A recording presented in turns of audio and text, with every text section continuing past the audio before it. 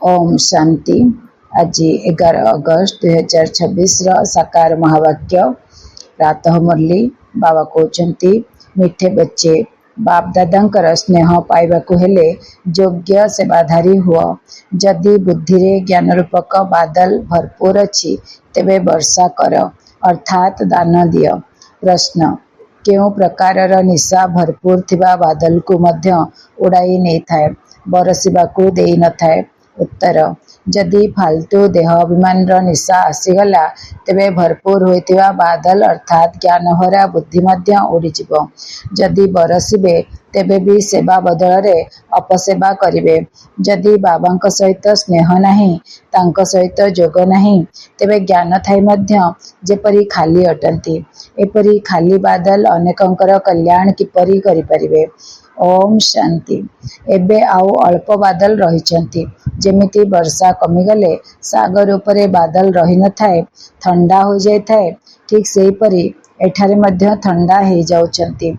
जो माने रिफ्रेश अर्थात सतेज हो जाई वर्षा करिथांती तांको बादल कहा जाए। जदि केही वर्षा करुनाहांती तांको बादल कहाजिब नाही। एहा हेला ज्ञानर बादल ताहा हेउची पानीर बादल। सीजन अनुसारे ज्ञानर बादल आसिथाए। एठारु सतेज हो जाई अन्य को सतेज करिथांती। बादल मध्य क्रम अनुसारे रहिचंती। केही तो बहुत जोरे वर्षा करिथांती। बादल र काम हेउची वर्षा करिबा एवं झाउली पड़िथिबा चारा को सतेज करिबा। जहांक पाखरे संपूर्ण ज्ञान अच्छी से लुचिकरी रही परिबे नाही। तांकु बाबांक निर्देशनार मध्य आवश्यकता नहीं कारण से बादल अटंती। से माने आसुछंती ही ज्ञान रे भरपूर होई वर्षा करिबा पाए। जेउठी देखुच टांगरा भूमि अच्छी सेठारे जाई सबुजिमा करिबा आवश्यक।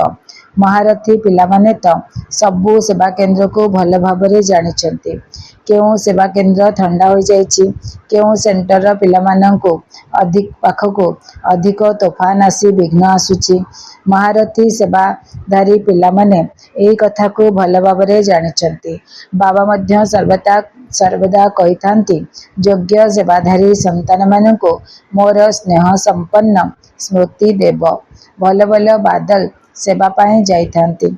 प्रदर्शनी रे मध्य समस्ते समताल रे बुझाई नथांती। यहाँ ही हेउची मुख्य कथा।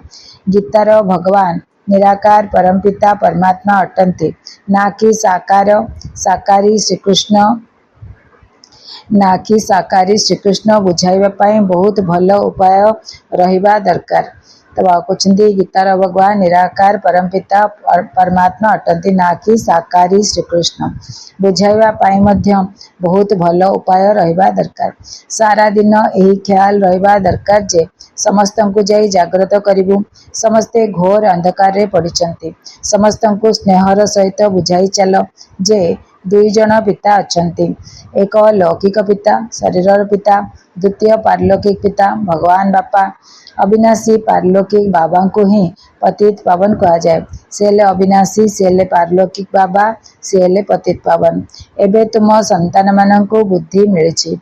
दुनियार मनुष्य माने देखिबाकू आकर्षण युक्त हेले भी पत्थर बुद्धि अटंती। बाबा स्वयं कहउछंती मते साधु नामधारी मानकर मध्य उद्धार करबाकू पड़ियो। बाबा स्वयं कहउछंती मते साधु नामधारी मानकर मध्य उद्धार करबाकू पड़ियो। साधु माने मध्य रचयिता एवं रचना को जानि नाहांती। सत्ययुग ठारू पुनि एही ज्ञान लुप्त प्राय हो जाइछि। सत्ययुग ठारू पुनि एही ज्ञान लुप्त प्राय हो जाइछि। किंतु एकथा केही हेले जानि नाहांती। शास्त्र रे एही ज्ञान नाही। एहा द्वारा कहार सद्गति होई परिबो नाही। गीतार बहुत मान थिले मध्य ताहा हेउछि भक्ति मार्गर।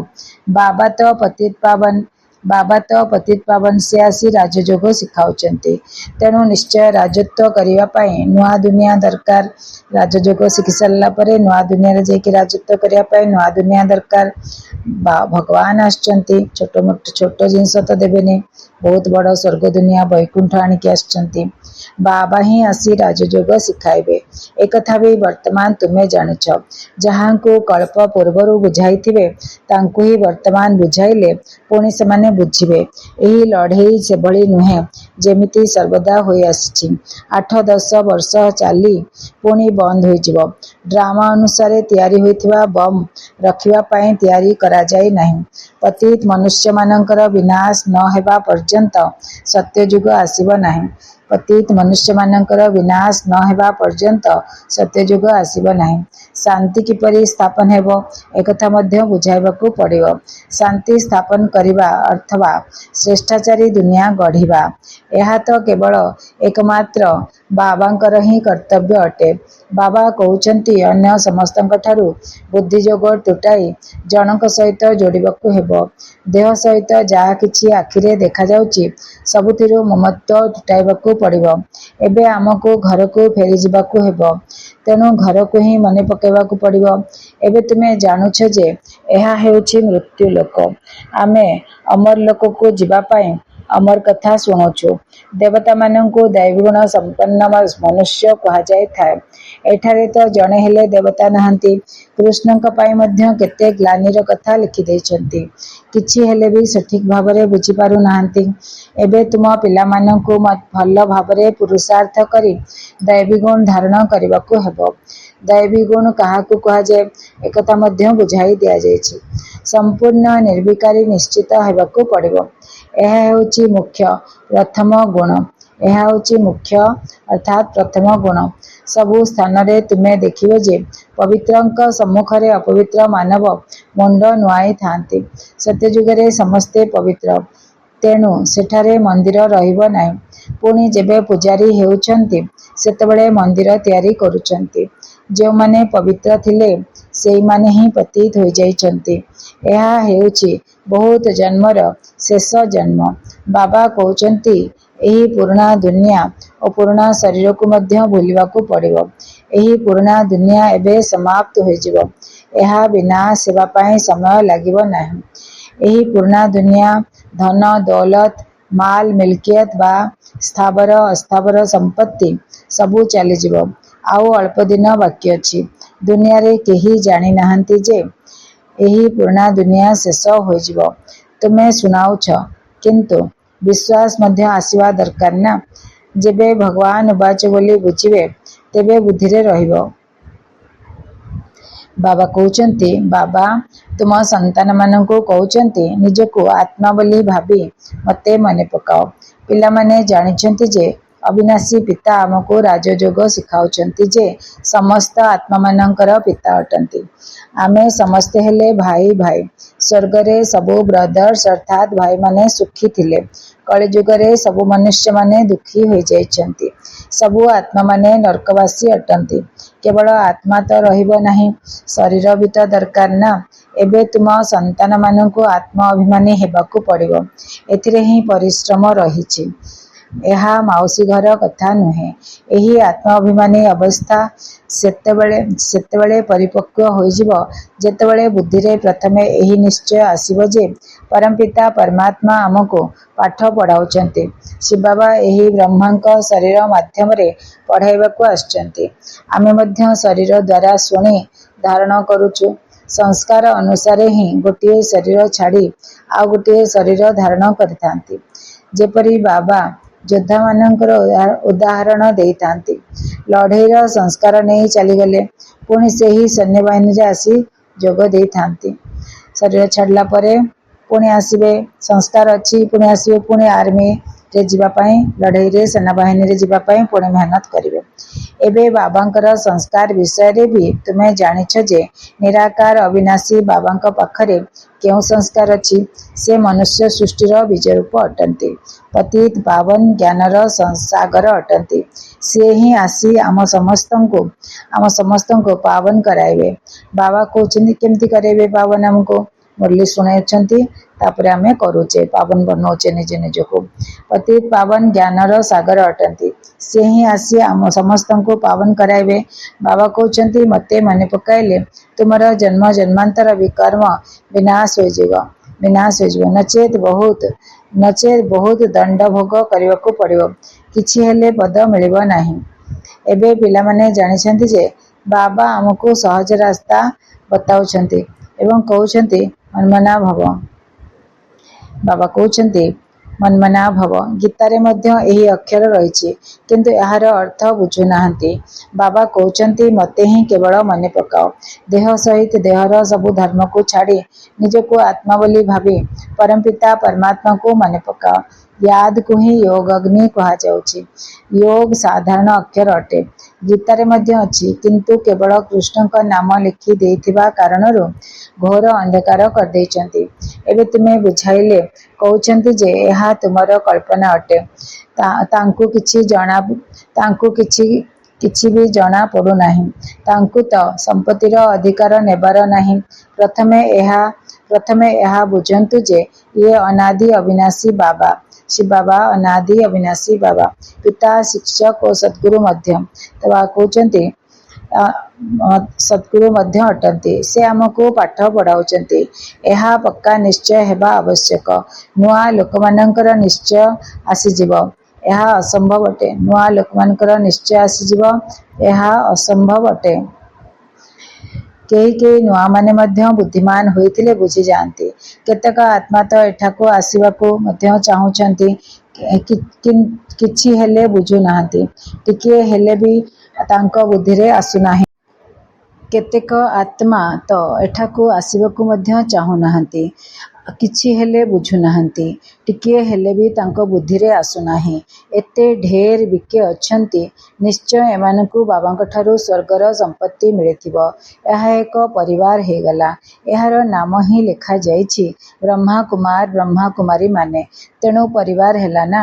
ପ୍ରଜାପିତା ବ୍ରହ୍ମାଙ୍କ ପରିବାର କେତେ ବଡ଼, କିନ୍ତୁ ଏକଥା କାହାରି ବୁଦ୍ଧିରେ ଆସିପାରିବ ନାହିଁ। କେହି ଯଦି ପଚାରନ୍ତି ଯେ ତୁମର ଲକ୍ଷ୍ୟ ଉଦ୍ଦେଶ୍ୟ କ'ଣ, କୁହ ବାହାରେ ଥିବା ବୋର୍ଡରେ ଲେଖାଯାଇଛି ପ୍ରଜାପିତା ବ୍ରହ୍ମାକୁମାର ବ୍ରହ୍ମାକୁମାରୀମାନେ। ତେଣୁ ପରିବାର ହୋଇଗଲା। ଏଠାରେ ବାବାଙ୍କଠାରୁ ସମ୍ପତ୍ତି ମିଳୁଛି। ପ୍ରଜାପିତା ବ୍ରହ୍ମାଙ୍କ ମୁଖାରବିନ୍ଦ ଦ୍ୱାରା ଶିବ ବାବା ରଚନା କରୁଛନ୍ତି। ତେଣୁ ସିଏ ସୃଷ୍ଟିକର୍ତ୍ତା ହୋଇଗଲେ। ସିଏ ସ୍ୱର୍ଗର ରଚନା କରୁଥିବାରୁ ନିଶ୍ଚୟ ପିଲାମାନଙ୍କୁ ସ୍ୱର୍ଗର ସମ୍ପତ୍ତି ଦେବେ। ତେଣୁ ଏହା ପରିବାର ହେଲା ନା। ପିତା, ପୁତ୍ର, କନ୍ୟା ଓ ଦାଦା ଅର୍ଥାତ୍ ଜେଜେବାପା ଅଟନ୍ତି। ବ୍ରହ୍ମା ବି ଅଛନ୍ତି, ଶିବ ମଧ୍ୟ ଅଛନ୍ତି। ସେ ହେଇଗଲେ ରଚୟିତା। ଯଦି ଶିବ ନିରାକାର ହେଲେ, ତେବେ ସିଏ ପିଲାମାନଙ୍କୁ ସମ୍ପତ୍ତି କିପରି ଦେବେ? ଶିବ ବାବା ବ୍ରହ୍ମାଙ୍କ ଦ୍ୱାରା ହିଁ ସମ୍ପତ୍ତି ଦେଉଛନ୍ତି। ବାବା କହୁଛନ୍ତି ନିରାକାର ସମ୍ପତ୍ତି କେମିତି ଦେବେ? ତ ପୁଣି ବୁଝାଉଛନ୍ତି ଯେ ବ୍ରହ୍ମାଙ୍କ ଦ୍ୱାରା ହିଁ ସମ୍ପତ୍ତି ଦେବେ। ଏହି କଥାକୁ ଭଲ ଭାବରେ ବୁଝାଇବା ଦରକାର। କୁହ ଏହା ତୁମର ପିତାଙ୍କର ଘର ଅଟେ। ଏହାକୁ ରୁଦ୍ର ଜ୍ଞାନଯଜ୍ଞ କୁହାଯାଉଛି। ଆମେ ବ୍ରାହ୍ମଣ ଅଟୁ। ଆମେ ଶରୀରଧାରୀ, ବ୍ରହ୍ମା ଶରୀରଧାରୀ, ଶିବ ବାବା ନିରାକାର।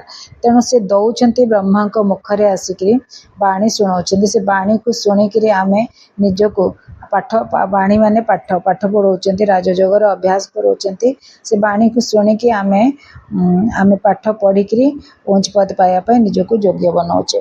ତ ବାବା କହୁଛନ୍ତି ଆମେ ବ୍ରାହ୍ମଣ ଅଟୁ। ବାବାଙ୍କ ବ୍ୟତୀତ ଆଉ କେହି ରାଜଯୋଗ ଶିଖାଇ ପାରିବେ ନାହିଁ। ଗୀତାରେ ମଧ୍ୟ ଅଛି ନା, ମନ୍ମନା ଭବ ଅର୍ଥାତ୍ ମୋତେ ମନେ ପକାଅ। ତେଣୁ ଆମେ ସେହି ଏକ ବାବାଙ୍କୁ ହିଁ ମନେ ପକାଉଛୁ। ଭକ୍ତି ମାର୍ଗରେ ଗାୟନ କରିଥାନ୍ତି ଯେ ବାବା ଆପଣ ଆସିଲେ ଆମେ ସମର୍ପଣ ହୋଇ ଏକମାତ୍ର ଆପଣଙ୍କର ହୋଇଯିବୁ। ଆମେ ଆତ୍ମାମାନେ ଏହି ଦେହକୁ ଛାଡ଼ି ଆପଣଙ୍କ ସାଥିରେ ଚାଲିଯିବୁ, ଆପଣଙ୍କର ହେବୁ। ତେଣୁ ନିଶ୍ଚୟ ଆପଣଙ୍କ ସାଥିରେ ମଧ୍ୟ ଯିବୁ। ନିର୍ବନ୍ଧ ହେଲେ ସାଜନ ସଜନୀକୁ ସାଥିରେ ନେଇଯାଇଥାନ୍ତି ନା। ଏବେ ଶିବ ସାଜନ ମଧ୍ୟ କହୁଛନ୍ତି ମୁଁ ତୁମକୁ ଏହି ଦୁଃଖରୁ ମୁକ୍ତ କରି ସୁଖଧାମକୁ ନେଇଯିବି। ପୁଣି ତୁମେ ନିଜ ନିଜର ପୁରୁଷାର୍ଥ ଅନୁସାରେ ଯାଇ ରାଜତ୍ୱ କରିବ। ଯିଏ ଯେତେ ଜ୍ଞାନଧନ ଧାରଣ କରିବେ ସିଏ ସେତେ ଉଚ୍ଚ ପଦ ପାଇବେ। ଛୋଟ ଛୋଟ କୁମାରୀମାନେ ମଧ୍ୟ ସେବା କରୁଛନ୍ତି। ତାଙ୍କୁ ହିଁ ପ୍ରଖ୍ୟାତ ବିଦ୍ୱାନ ପଣ୍ଡିତ ଆଦିଙ୍କୁ ବୁଝାଇବାକୁ ହେବ। ଏଥିପ୍ରତି ଆଗ୍ରହ ରହିବା ଆବଶ୍ୟକ। କୁସ୍ତିରେ ବଡ଼ ବଡ଼ ଚ୍ୟାଲେଞ୍ଜ ଦେଇଥାନ୍ତି ଯେ ଏହାଙ୍କ ସାଥିରେ ମୁଁ ଲଢ଼ିବି। ଯୋଗ୍ୟ ସେବାଧାରୀ ପିଲାମାନେ ଆରାମରେ ଶୋଇବା ଅନୁଚିତ। ଯୋଗ୍ୟ ସେବାଧାରୀ ପିଲାମାନେ ଆରାମରେ ଶୋଇବା ଅନୁଚିତ। ଆରାମ ହାରାମ ଅଟେ। ଯିଏ ବି ନିଜକୁ ମହାରଥୀ ବୋଲି ଭାବୁଛନ୍ତି ସେହି ସନ୍ତାନମାନେ ସୁଖରେ ଶୋଇବା ଅନୁଚିତ, ସେବା ପାଇଁ ଚକ୍କର ଲଗାଇବା ଉଚିତ। ଆଜିକାଲି ବାବା ପ୍ରଦର୍ଶନୀ ବହୁତ କରାଉଛନ୍ତି। ବଡ଼ ବଡ଼ ଲୋକମାନଙ୍କ ପାଖକୁ ନିମନ୍ତ୍ରଣ ପଠାଇ ଦିଅ। ଏବେ ନ ହେଲେ ବି ସେମାନେ ପଛରେ ଆସିବେ। ସାଧୁ ସନ୍ଥ ମହାତ୍ମା ଯେ କେହି ବି ହୁଅନ୍ତୁ, ସମସ୍ତଙ୍କୁ ଜାଗ୍ରତ କରାଅ। କିନ୍ତୁ ସେମାନଙ୍କ ସହ କଥାବାର୍ତ୍ତା ହେବା ପାଇଁ ମହାରଥୀ ଆବଶ୍ୟକ। ଯେଉଁମାନଙ୍କର ବାବାଙ୍କ ସହିତ ଯୋଗ ନାହିଁ, ସ୍ନେହ ନାହିଁ, ସେମାନେ ତ ଯେପରି ଖାଲି ବାଦଲ ଅଟନ୍ତି। ସେମାନେ କ'ଣ କରିବେ? ଏକଥା ତ ଜାଣିଛ ଯେ ଅପାଠୁଆ ପାଠୁଆମାନଙ୍କର ଜିନିଷ ବୋହିବେ। ଏକଥା ତ ଜାଣିଛ ଯେ ଅପାଠୁଆ ପାଠୁଆମାନଙ୍କର ଜିନିଷ ବୋହିବେ। ପ୍ରତ୍ୟେକେ ନିଜକୁ ବୁଝିପାରିବେ ମୁଁ କେଉଁ ପର୍ଯ୍ୟନ୍ତ ପାଠ ପଢ଼ିଛି, ସେବା କରି ଦେଖାଉଛି। ଭରପୁର ବାଦଲ ଯଦି ବର୍ଷା ନ କରେ, ସେ ବାଦଲ କୋଉ କାମର? ପ୍ରତ୍ୟେକ ନିଜେ ବୁଝିବା ଦରକାର। ବ୍ୟର୍ଥ ଦେହ ଅଭିମାନର ନିଶାରେ ରହିଲେ ସବୁବେଳ ପାଇଁ ଉଚ୍ଚ ପଦ ହରାଇ ବସିବେ। ବାବାଙ୍କର ସେବାରେ କେତେ ଆଗ୍ରହ ରହିଛି, ସରକାରଙ୍କୁ ବୁଝାଇବା ଦରକାର ଯେ ଆମକୁ ହଲ୍ ଦିଅନ୍ତୁ, ଯେଉଁଠି ଆମେ ରୁହାନୀ ସେବା କରି ମନୁଷ୍ୟମାନଙ୍କୁ ଦେବତା କରାଇବୁ। ବାବା ଆସିଛନ୍ତି ରାଜଯୋଗ ଶିଖାଇବା ପାଇଁ, କିନ୍ତୁ ଯଥାର୍ଥ ଭାବେ ବୁଝାଇବା ଦରକାର। ଯିଏ ଭାଷଣ କରିବା ଜାଣିନାହାନ୍ତି, ସେ ବୁଝାଇ ପାରିବେ ନାହିଁ। ସିଏ ଉଚ୍ଚ ପଦ ମଧ୍ୟ ପାଇପାରିବେ ନାହିଁ। ଉଚ୍ଚ ପଦ ସିଏ ପାଇପାରିବେ ଯିଏ ସେବା କରିବେ। ବିଖ୍ୟାତ ଲୋକମାନଙ୍କୁ ଲେଖ ଯେ ଏହି ଜ୍ଞାନ ବିନା ଭାରତ ଅଥବା ଦୁନିଆର କଲ୍ୟାଣ ହୋଇପାରିବ ନାହିଁ। ମୁଖ୍ୟ ହେଉଛି ପାଠପଢ଼ା। 4ଟା ସବଜେକ୍ଟ ଜ୍ଞାନ, ଯୋଗ, ଧାରଣା, ସେବା।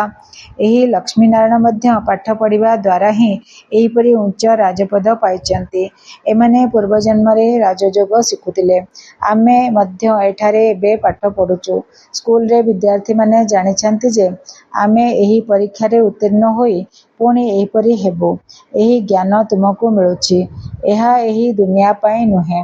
ତୁମେ ମଧ୍ୟ ପାଠ ପଢ଼ୁଛ ଭବିଷ୍ୟତ 21 ଜନ୍ମ ନିମନ୍ତେ, ପ୍ରାରବ୍ଧ ଗଢ଼ିବା ପାଇଁ। ସେମାନେ ଏହି ଜନ୍ମର ସୁଖ ପାଇଁ ପାଠ ପଢ଼ୁଛନ୍ତି। ତେଣୁ ଲୌକିକ ପାଠ ପଢ଼ିବା ସହିତ ଏହି ଶିକ୍ଷା ମଧ୍ୟ ଶିଖିବାକୁ ହେବ। ଏଥିରେ ଭୟର କୌଣସି କଥା ନାହିଁ। ଆଧ୍ୟାତ୍ମିକ ଜ୍ଞାନ କାହିଁକି ଗ୍ରହଣ ନ କରିବ? ଚିତ୍ର ନେଇ ଯାଇ ବୁଝାଇବା ଦରକାର। କୁହ, ଜ୍ଞାନ ସମସ୍ତଙ୍କ ନିମନ୍ତେ ବହୁତ ଆବଶ୍ୟକ, କିନ୍ତୁ ପିଲାମାନେ ବର୍ତ୍ତମାନ ଏଥିରେ ଦମ୍ଭ ଦେଖାଉ ନାହାନ୍ତି। ଚାକିରିର ବୋଝ ମୁଣ୍ଡେଇଛନ୍ତି। ବନ୍ଧନମୁକ୍ତ ହୋଇଥିଲେ ସେବାରେ ଲାଗିଯିବା ଉଚିତ। ସମସ୍ତେ ଶ୍ରୀମତରେ ତ ଚାଲିବେ ନାହିଁ। ମଝିରେ ମାୟାର ପ୍ରବେଶତା ହେଉଛି। କେତେକ ସନ୍ତାନମାନଙ୍କର ବହୁତ ଆଗ୍ରହ ରହିଛି, କିନ୍ତୁ ନିଶା ରହୁନାହିଁ ଯେ ଆମେ ଯାଇ ଅନେକଙ୍କର କଲ୍ୟାଣ କରିବୁ। ତେଣୁ ବାବା ମଧ୍ୟ ବୁଝାଉଛନ୍ତି ଯେ ଯଦି ସାବାଳକ ହୋଇଯାଇଛ, ତେବେ ଏତେ ଦ୍ୱନ୍ଦ୍ୱରେ ପଡ଼ିବା କ'ଣ ଦରକାର? ବାବା ବୁଝାଉଛନ୍ତି ଯେ ଯଦି ତୁମେ ସାବାଳିକ ଅଛ, ତେବେ ଏତେ ଦ୍ୱନ୍ଦ୍ୱରେ ପଡ଼ିବା କ'ଣ ଦରକାର? କହିପାରିବ ଯେ ଆମକୁ ତ ଭାରତର ଉଦ୍ଧାର କରିବାକୁ ହେବ। ସତ୍ୟ ବା ଶ୍ରେଷ୍ଠ ସେବା କରି ମନୁଷ୍ୟଙ୍କୁ ଦେବତା କରିବାକୁ ପଡ଼ିବ। ବାବାଙ୍କୁ ତ ଆଶ୍ଚର୍ଯ୍ୟ ଲାଗୁଛି। ନିଶା ଚଢ଼ୁନାହିଁ। ଏଥିପାଇଁ ବାବା କହୁଛନ୍ତି ଏମାନଙ୍କର ବୁଦ୍ଧି ରଜୋଗୁଣୀ ଅଟେ। ବହୁତ ଭଲ ସୁଯୋଗ ରହିଛି। ଏହିପରି ଅନେକ ଅଛନ୍ତି ଯାହାଙ୍କର ଜ୍ଞାନର ଅହଙ୍କାର ରହିଛି, କିନ୍ତୁ ବହୁତ ଅପସେବା ମଧ୍ୟ କରୁଛନ୍ତି। ଏହି କଥା ତ ଗୁଡ଼ ବଣା ଜାଣେ, ଅର୍ଥାତ୍ ଶିବବାବା ଜାଣନ୍ତି ଓ ବ୍ରହ୍ମା ବାବା ଜାଣନ୍ତି। ଗୁଡ଼ ଜାଣେ, ଗୁଡ଼ ମାନା ଶିବ ବାବା, ଆଉ ଗୁଡ଼କା ଗୋଥ୍ରୀ। ଗୁଡ଼ ଜାନେ, ଗୁଡ଼କା ଗୋଥ୍ରୀ ଜାନେ। ବ୍ରହ୍ମା ବାବାକୁ ଗୁଡ଼ର ଗୋଥ୍ରୀ ମାନେ ଗୁଡ଼ ଅଖା। ଗୁଡ଼କୁ ରଖନ୍ତି ଅଖା ଭିତରେ, ମାଟିଆ ରଙ୍ଗର ଅଖା ହେଇଥିବ। ସେ ଅଖା ଭିତରେ ଗୁଡ଼ ହେଲା ଶିବ ବାବା। ମାନେ ବ୍ରହ୍ମା ବାବା ଶୀତ ଦିନେ ଗୋଟେ ଅଖା ଭଳିଆ ଦେଖାଯାଆନ୍ତି, କାରଣ ସେ ପିନ୍ଧନ୍ତି ସେ ଘୋଡ଼ି ହୁଅନ୍ତି ଗୋଟେ ଖେସ୍ ବୋଲିକି ଗୋଟେ ବସ୍ତ୍ର। ଯେଉଁଟାକି ବହୁତ ଗରମ। ଶୀତ ଦିନେ ସେଟା ଘୋଡ଼ି ହେଲେ କମ୍ବଳଠୁ ବି ଅଧିକ ଗରମ। ବହୁତ ଗରମ କରିବ ତ ଶରୀରକୁ ଏତେ ଥଣ୍ଡାର କଷ୍ଟ ଜଣାପଡ଼ିବନି। ତ ସେଟା ସେ ମୁଣ୍ଡରୁ ନେଇକି ପାଦ ପର୍ଯ୍ୟନ୍ତ ଘୋଡ଼ି ହେଇକିରି ବସିଥିବେ ଜାକିଜୁକି ହେଇକି। ତ ସେ ଅଖା ଭଳିଆ ଗୋଟେ ଏମିତି ଲାଗିବ ଯେମିତି ଗୋଟେ ଅଖାଟେ ଥୁଆ ହେଇଛି।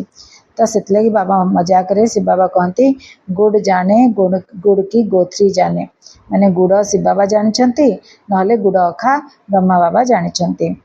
राहुर ग्रहण लगी जाउची बृहस्पतिर दशा ओह्लाई राहुर दशा पड़ जाउची वर्तमान देखुच भल स्मृति रही पुणी देखिब तो खराब ग्रह वर्तमान रु स्थिति निम्नगामी हो जाइछि।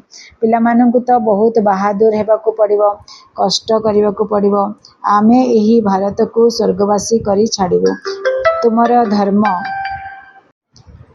तुमर धर्म हेउची नरकवासी को स्वर्गवासी भ्रष्टाचारी को श्रेष्ठाचारी करवा। बाबा उमंग उत्साह तो बहुत चढ़ाउछंती किंतु पिलामानंक ठारे क्रम अनुसार रहुची।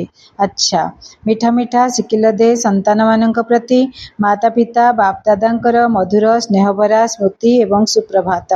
आत्मिक पितांकर आत्मिक संतान मानंकु नमस्ते। आमे आत्मिक संतान मानंकर आत्मिक पितांक प्रति बहुत बहुत याद प्यार एवं नमस्ते शुक्रिया मेरे बाबा बहुत बहुत शुक्रिया। धारणा पाई मुख्य सारांश बंधन मुक्त होई भारतर सच्चा सेवा करबाकू हेबो। रूहानी अर्थात आत्मिक सेवा करी मनुष्य को देवता करबाकू हेबो। मनरे ज्ञानर गर्व आसीबा उचित नुहे आत्मिक निशारे रहिबार अछि। 2 नंबर निश्चय बुद्धि होई प्रथमे निजर अवस्था को परिपक्व करबाकू हेबो। देह सहित जहा किछि देखुछ सेथिरु बुद्धि जोग तुटाई एकमात्र बाबांक साथिरे जोड़िबाकू हेबो। बाबा बहुत सुंदर वरदान दौचंती करिबा एवं कहिबा एही दुईटी जाक को समान करी उच्च मानर सेवा करुथिबा सच्चा सेवाधारी भव। सर्वदा ध्यान रहु जे प्रथमे करिबा तापरे कहिबा काहेकि ना कहिबा सहज होइथाए किंतु करिबा पाए परिश्रम लागिथाए तेबे परिश्रमर फल मध्य भल होइथाए। किंतु जदि केवल अन्य माननकु कहुथिबो निजे करुनथिबो तेबे सेवा सहित अपसेवा मध्य प्रत्यक्ष होइथाए। जेपरी अमृत पात्र रे बुंदाए विष पड़ीगले सारा अमृत विष हो जाए सेही भली जेते भी सेवा करुथाओ किंतु मात्र गोटिए छोटिया भूल मध्य सेवार फल को समाप्त कर देइथाए। सेथिपाई निज उपरे ध्यान दियो तेबे कुहाजिबो सच्चा सेवाधारी। बाबा स्लोगान सुनाउचंती अनेकता भितरे एकता आनिबा बिगड़ी जाइथिबा कथा को सजाड़ी देबा एहा सबुठारु बड़ विशेषता अटे। यह अव्यक्त इशारे हैं टाइटल है अबर अपवित्रतार बीज को मध्य समाप्त करी संपूर्ण स्वच्छ अर्थात पवित्र हुआ।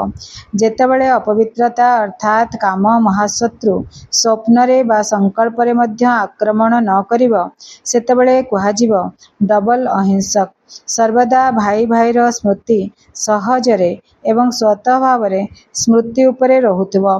केबे भी निजर संपूर्ण शतप्रधान स्थिति को तळकु खसी निजकु हत्या कर नाही। आत्मार असली गुण स्वरूप एवं शक्ति स्वरूप आत्मार असली गुण स्वरूप एवं शक्ति स्वरूप स्थितिरु तळकु आसीबा अर्थात विस्मृत हबा एहा मध्य पाप खातारे जमा होई थाए। अच्छा ओम शांति।